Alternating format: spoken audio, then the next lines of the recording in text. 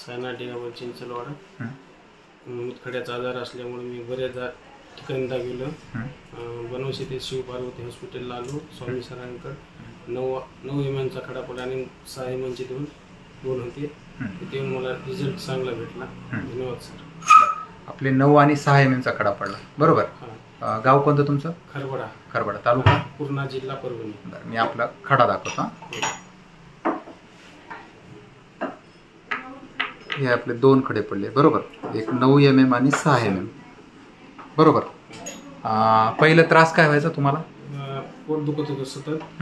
Sonography केली आणि ते मुतखडे शिकायचं सांगितलं. इथं आमच्या मामाचं गाव असल्यामुळे आम्हाला मामा निरोप दिल्याबद्दल इथं येऊन इलाज माझा झालेला आहे पूर्ण. बरं, 9 आणि 6 एमएमचा खडा किती दिवसात पडला?